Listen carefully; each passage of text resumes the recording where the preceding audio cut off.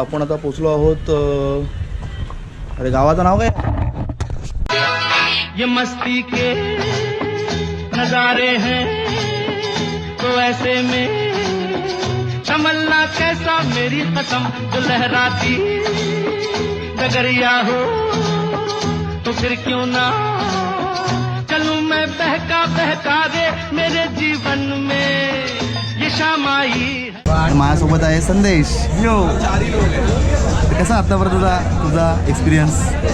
कडक म्हणजे वाटत नव्हतं की एवढा सकाळी निघू शकू, पण ठीक आहे.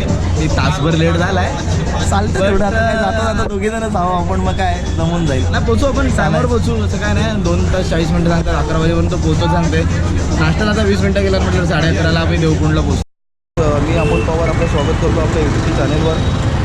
तर आज आपण चाललो आहोत दापोलीला, जे साधारण ठाण्यापासून 238 किलोमीटरच्या अंतरावर आहे. ही एक सिंपल बाईक राईड असेल. त्याच्यामध्ये आपल्याला फक्त एक डेस्टिनेशन पॉईंट आपलं फिक्स माहिती आहे. तर तिकडे जाताना कुठल्या लोकेशनला आपल्याला भेट द्यायची आहे. जर ती देवकुंड वॉटरफॉल झालं, येताना कुठे बीचेस वगैरे लागले त्या बीचेसला विजिट वगैरे मारायची झाली. तर असा आपला 2 दिवसाचा ट्रिप आहे. तर पाहूया. सध्या आपण आहोत पनवेलला. तर पनवेलला आपण आपलं होतो स्नॅक्स इकडे नाश्ता करण्यासाठी. तर नाश्ता केला तर आपण पुढच्या प्रवासाला सुरुवात करत आहोत. आता वाजलेत 9. तर देवकुंडला जाण्यासाठी आपल्याला साधारण वाजतील 11, कारण की इकडून 90 किलोमीटरच्या अंतरावर देवकुंड वॉटरफॉल आहे. आणि देवकुंड वॉटरफॉलला व्हिजिट दिल्यानंतर आपण पुढे जाणार आहोत. तर पाहूया.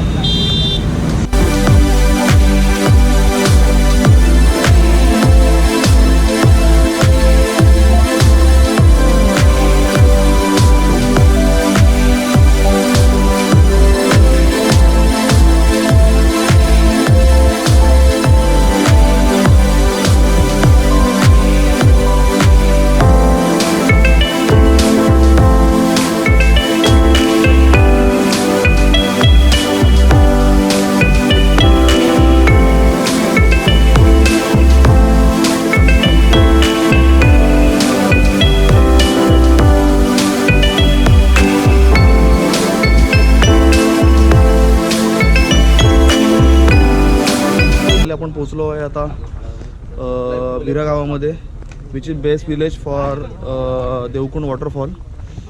तर इकडून परत पुढे आपल्याला या साईडने असं कंटिन्यू वरती ट्रेक करत जायचं आहे, जो बोलतात की 5 किलोमीटरचा ट्रेक आहे. तर इथून आपला त्या ट्रेक स्टार्ट करतो आहे आपण देवकुंडसाठी. तर नॉर्मली इकडून जेव्हा आतमध्ये जाताना तुम्हाला तिकडे एंट्री करावी लागते.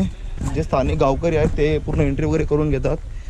आणि स्ट्रिक्टली त्यांचं असं आहे की एक तरी गाईड तिकडून घेऊन जावा, कारण की रस्ता जरा चुकण्यासारखा रस्ता आहे त्यासाठी.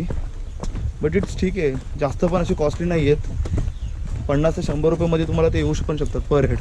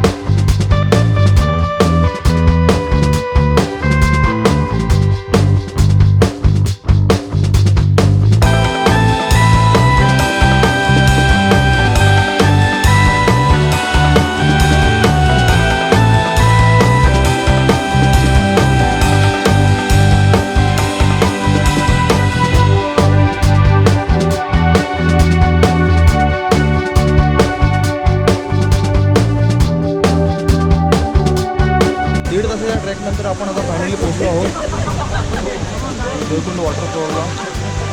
ट्रॅक हा मिडियमच आहे, जास्त काय त्रास झाला नाही आम्हाला यायला.